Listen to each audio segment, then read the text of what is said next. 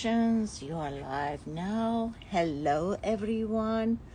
Good morning, good day, good afternoon, wherever you are. Hope that you are enjoying your life. And as usual, we are all aware that this is just a movie and it's just this. How would you like to redirect, to reprogram your life? Who do you want to be? How do you want to live your life? Who is the personality that you have become? And how would you like to be the better self of who you are right now? Welcome, everybody. Welcome, welcome. I started the live earlier today. My guest is Simone, and I have changed this week program. So today on Tuesday, I'm doing a 30 minutes short live with Simone. It's all about God's. Here she is. And Thursday, I'm doing another Join Live with Amanullah, a dear old friend of mine that he had lived his entire life coaching, meditation, mindfulness, and all that. Good morning, Simone. Hello, dear. Hi there, Sudi. Lovely to see you. Same here, same here. I was invited to a clubhouse, so I'm glad that it just finished right now, and I just jumped over here to do a quick join live. So without further ado, let's jump into guts and why are we all bloated these days? You know, I think it's something that people wouldn't even think about. And that is, firstly, people are not sleeping properly. When you don't sleep, your body can't repair. When you don't sleep, your microbiome doesn't get a chance to do what it's supposed to do. And that's regulate hormones, for instance. And then it's also, we don't sleep properly, we're not digesting food properly. And so then we have leaky gut. So I think a lot of it stems from stress of COVID and post-COVID, not sleeping. Because, you know, there's that advice that a lot of people give, and that is, don't worry about not sleeping. You can do that when you die. You can die in 18 days without sleep. Right. So really, we need to sleep, and it's not 5 hours. You know, so often I say to someone, how's your sleep? And they go, oh, it's good. And I say, well, how long do you sleep? Oh, 3 or 4 hours. It's not good. You need Right. 7 to 8 hours of good sleep. And Right. that's why also we're finding children now are starting to exhibit being bloated, depressed. It's all because of their circadian rhythm has been put up, because now, you know, for 18 months, they've been living at home with mom and dad, being homeschooled, right? Yep. And so it's that's, I think, is the first thing. The other thing is why we're bloated is the other important question. And that is, tell me about your poop. And most people say, what do you want to know? And I say, well, how often do you poop? Oh, I poop, my poop's good. And I say, how often? And they go, well, once every 2 or 3 days. I said, once or 2 or 3 days? You should be going 2 to 3 times a day if you're eating food 3 times a day. So, and of course, as women, there's a quote and it says, we hold on to our shit. We Yep. literally do. We do. And then it manifests in skin conditions, hair conditions. That's the main reason. But you know, I also believe, Sudi, that we don't need to guess. We can test. And I know you're a great advocate for this, and that is people should go and have food sensitivity tests, not to see what they're allergic to, but just what foods they're sensitive to. Because I'll tell you a quick story. In 2019, I had a stool test, and I had just done a liver cleanse, and I had eaten, I think, 6 beetroot. And of course, you know what my poop looked like? It was this purple color. Well, of course, when the sensitivity test came back, they said, oh, well, you're sensitive to beets. And I've gone, no. But I stopped them for a while, and because I did overdo it. So don't guess, let's test. And then let's work from there. Yes, beautifully said. Simone, we were talking about the recipe that you were telling me about the other day. Do you remember? The poor man's chemo? Yes, ma'am. You know, we've called it poor man's chemo only because when it was first created by a doctor, it was to address somebody who had cancer. But I believe it's powerful for all of us. And we should just talk about it as a radical alkalizing protocol, because it really does. And it's as simple as this. It takes 1 part sodium bicarbonate. Now, it's not baking powder. It's sodium bicarbonate, and it must be Arm & Hammer, because Arm & Hammer is aluminum free. So it's 1 part sodium bicarbonate to 3 parts of maple syrup. Now, it must be organic maple syrup. It can't be the synthetic, Aunt Jemima's stuff. That's just pure sugar. What happens is you boil it up for 5 minutes till it becomes thick and like toffee almost. And then you cool it down, and you should take, if you have cancer, I suggest you take a teaspoon every 4 hours. But if you don't, and you just want to look at your pH, get your pH really good, take 1 teaspoon in the morning after you've had your lemon water. Because the lemon water and the poor man's, or the radical alkalizing protocol, will really get you flushed starting early in the morning. And then after that, you can follow up with olive oil. Beautiful. So 1 part, when you say 1 part, meaning 1 teaspoon or 1 tablespoon? Well, we make, in our house, we make a cup at a time. We do 1 cup of sodium bicarbonate to 3 cups of maple syrup. We boil it up and makes a nice console jar. And how long do you boil it for again? 5 minutes. 5 I'll minutes. send you the recipe so that you can put it out to your community. I'd be happy to do that. So tell us, what's the difference, Simone, before maple syrup and honey? Can that also be used with honey? And why is it maple syrup and not honey?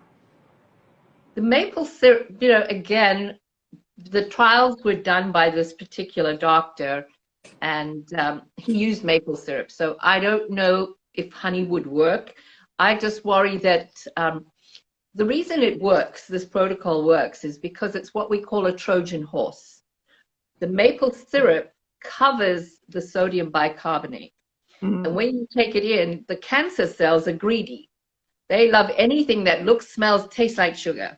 Yeah. So they see this maple syrup and they gobble it up. And as they digest the maple syrup, it releases the sodium bicarbonate. And the sodium bicarbonate neutralizes cancer cells, because cancer grows in an acidic environment. That's why we always need to be alkaline. Right. So I can't really answer why you'd use honey. It's just that I don't believe it mixes as well as maple syrup when you boil it up. And they also said, to correct me if I'm wrong, that you shouldn't heat up honey. We shouldn't eat honey. Again, I can only speak for myself on this piece of honey. Honey, we know they've found honey that's more than 3,000 years old. And it's still perfect because it is a whole food. If it's a whole food for the queen bee, it is a whole food for us. The problem is when we eat honey, we eat it with bread, or we eat it with something else that makes eating honey a problem, not the honey itself. Right. It's the same as, we love almond butter, but you don't eat almond butter by the spoon. You put it on something. So we use Ezekiel bread in our house, which is all sprouted, but some people just put it onto toast and put margarine on it. And, it's all the things that we combine with the honey that makes the honey not as good as it should be. But if you're putting honey in lemon water, for throats, for instance, for inflammation, it's perfect. Mm-hmm. So I think honey has its place, but when we're looking at doing a alkalizing situation or protocol, I think the maple syrup is better because of how it combines with the sodium bicarbonate. Right. So for people who are extremely bloated, how should we start our mornings? I believe we should start our morning, first of all, with the warm lemon water. And then we need to look at how much water we're drinking through the day. Mm-hmm. Then I would suggest doing the radical alkalizing protocol to get started. Which And is? then I also recommend olive oil. Now, not all olive oils are equal. Mm-hmm. There is a place that you can research it online. This particular place that we go to the oil shop in San Diego. You can look it up. They're around the country, and they have the best olive oil for polyphenols, and polyphenols are important. Mm-hmm. So I do that. And then I also think we need to look at our water. You know, a lot of people are drinking a lot of water and still are not getting the results they need because their water is not structured. Mm-hmm. For water to go into the cell, it needs to have electrolytes. And so that might be a little bit of Himalayan salt that will get the water into the cells. Because if we don't get our water into our cells, we're just drinking water and flushing. We really want to hydrate our cells. We want cellular hydration. And that's also why we're bloated, is because we're not getting the nutrients into our cells. We're also bloated because a lot of people have leaky gut. Yeah. And they're not digesting. There's also a situation which might apply to some of the people that are watching today, and that is proton pump inhibitors. Mm-hmm. Anybody that goes to the doctor that's got gastroenterology issues, acid reflux, the doctor will put them on a proton pump inhibitor. Now let me share with you the warning. Proton pump inhibitor. Can you break that first, break it down so maybe some people are not familiar with it? Sure, absolutely. It's proton pump inhibitor. What it does is lots of people have acid reflux. And so they want to calm down the heartburn. Mm-hmm. So what the proton pump inhibitor does, it calms down the production of acid, right, from coming up because the ileocecum valve is open. But it does something else that's not good, and that it neutralizes the acid in the stomach. Now, the acid in your stomach can take paint off concrete floor. Mm-hmm. It's hydrochloric acid, and it needs to be a certain strength to break down the food so that you can consume. So what happens when you take this proton pump inhibitor, it stops the body from producing acid. You've now got bacteria in your gut, right? Your microbiome is not able to fight it. You're also eating things like bread, gluten, and that causes the body to produce zonulin. Mm-hmm. And zonulin, in our gut, we've got all these little hairs. They look like little fingers. And it causes those fingers to open and holes to appear in your gut. Mm-hmm. And so now you've got toxins, you've got undigested food, you've got bacteria now going from your gut into your bloodstream. Mm-hmm. Now, proton pump inhibitors should only be used for a maximum of 40 days. But most people, when they get on it, they're told they need to use it for life. Mm-hmm. Now, leaky gut is only one of the small problems. Proton pump inhibitors cause Alzheimer's and dementia. And we know that Alzheimer's and dementia is not an old age disease. Lois Alzheimer discovered Alzheimer's in a woman that was only 51 years old. Mm-hmm. So a lot of your women here are a little bit younger, some are a little bit older, but know this. Alzheimer's starts at least 20 years before you have an opportunity to exhibit symptoms. Yeah. So it's important to look at what you're doing now with your health to prevent Alzheimer's. The silver lining to that is that for so long, people have said, if you've got Alzheimer's in your family or dementia, you're going to get it, and it's a death sentence. That's not true. Alzheimer's and dementia can be reversed, and it can be prevented. You know, there was a Nobel physicist who won a prize in 1930 something, was it 1950 something? His name is Max Planck, and he said, science advances one funeral at a time. And what he meant by that is conventional wisdom had that the earth was flat for so long. Mm-hmm. And then it took a new generation of scientists and people to realize that the earth wasn't flat. It's the same with medicine now. We've got the old guard still believes that Alzheimer's and dementia is not curable. Yep.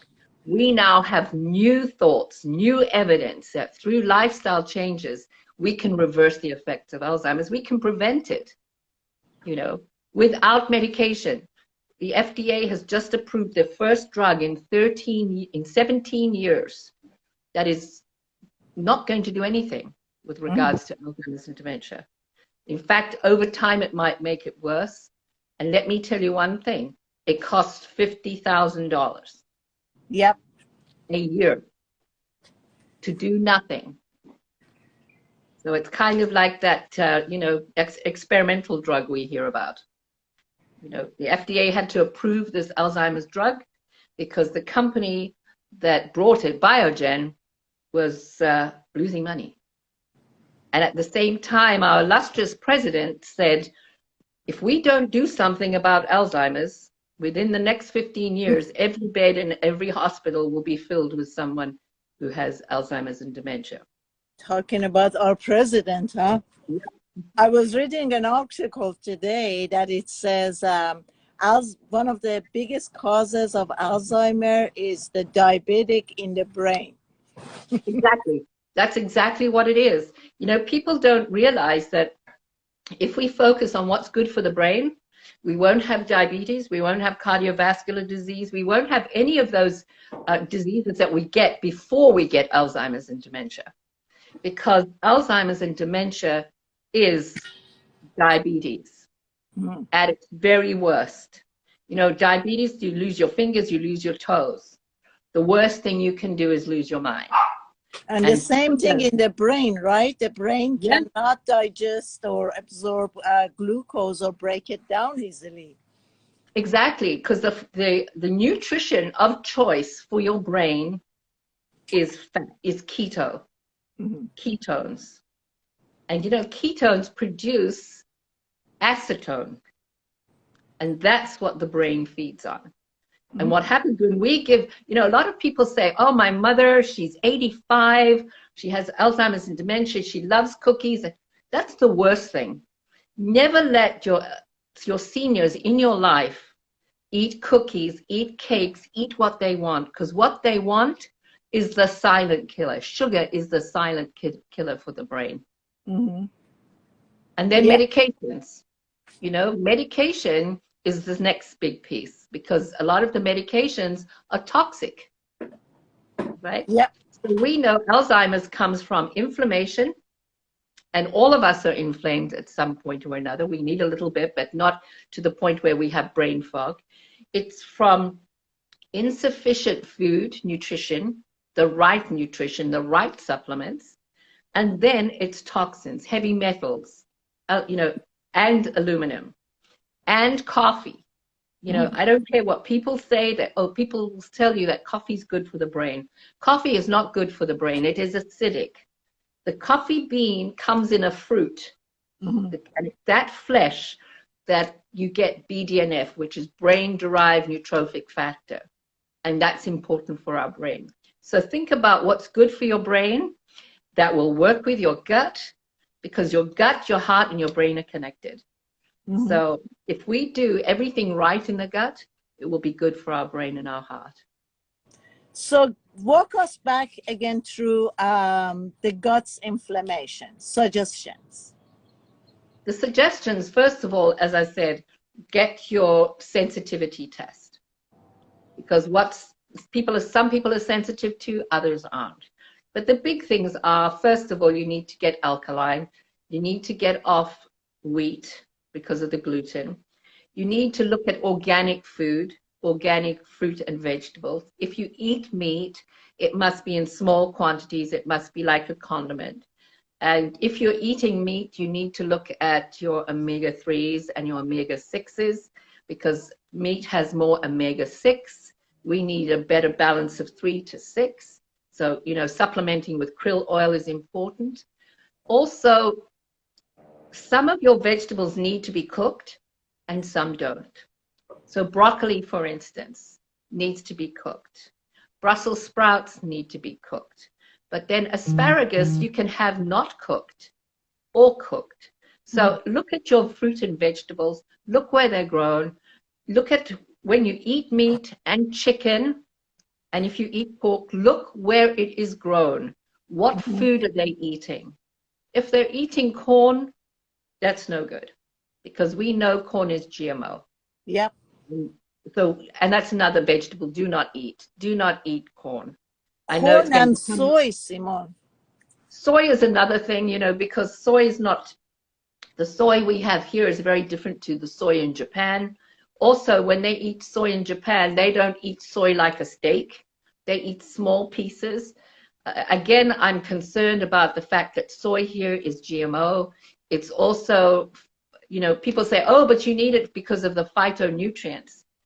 No, we've got our own hormones to take care of the pieces. We don't need soy. And I don't advise men to have it either, because it's progesterone. And men develop man breasts. They become, you know, there's the erectile dysfunction situation. So it's again, and then drink water. And then finally, look at how you sleep, how you relax, and the thoughts that you have. What do you think about turmeric? We talked about it last time. Turmeric mixed with coconut oil, and you added peppers. Yes. Well, I recommend that you look for an organic source. I don't think you need to eat raw, fresh turmeric, because again, the issue there is that you're taking them to release toxins out of the body, especially from the brain. And turmeric is a rhizome, and it leaches lead out of the soil. So unless you know where it's grown, I wouldn't. There's some great companies that have a supplement that has already the turmeric with the black pepper, because the piece that's in the turmeric that's really important is curcumin. And curcumin needs to be combined with black pepper to be bioavailable. And so, also yes. oil, shouldn't it be also for more absorption to be mixed with oil, some carrier? Yes, like it needs to be coconut the oil. carrier. Absolutely. So that's when, you know, if you take your olive oil, take it at the same time. Otherwise, you can do, you know, you use coconut oil, coconut butter. You know, you can put those two together. You can also put it with the coconut cream.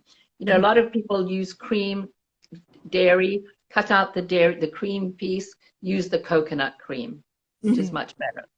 And you can, I mean, you can make it. Yeah, I pinned a question from Massa. What about soya milk? No, do not. Soya milk is made from soybeans. I recommend looking at coconut milk, coconut water. Almond milk is fabulous. Almond milk already has a natural sweetener. Also, when we come to sweeteners, do not use Equal, Splendor, any of those artificial sweeteners. They might not have sugar, but what they do is they destroy the liver. And they stop the liver from producing glutathione. And glutathione is the master antioxidant, which we need. It's just one of those essential building blocks for humanity, you know, just like stem cells. Simone, do you think we can trust gluten-free breads from, for instance, from Trader Joe's and all that? You know, we have to a degree. But what I do suggest is, yes, have a look and read the labels, learn to read labels, do research on the farms that they use. Like, you can't go totally crazy, you know. I mean, for me, I'm also at a point where I'm even suspicious of Whole Foods. Mhm. I wasn't suspicious of Whole Foods before it was bought by Jeff Bezos. But Jeff Bezos is part of the eugenics group. Jeff Bezos is all about the dollar. And I don't know if I can trust what always comes out of Whole Foods myself, Mhm. especially when it's fresh. When it's packaged, yeah, I can read the labels, but I can't always read. When you pick up a tomato there, do you know? Do you know? I don't know. So I much more trust going to your local farmers market, because I think those people love their food and they're proud of how they grow it, and you can get a conversation going with them. So yes, that's what I would do. But again, it's learning to read labels. Mhm. Don't give up responsibility for your health. Take your health back. Take responsibility for your health. Simone, before we end this live, I know you gotta go, I gotta go too.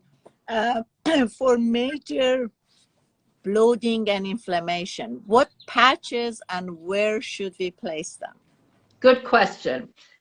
Eon, which is our patch for inflammation. Let me get that patch for you. Hello, hello, hello. I use this patch. The Eon patch, worn on the back of the neck, C7, at night, and then glutathione, worn below the belly button during the day. Those two are very important for your gut health.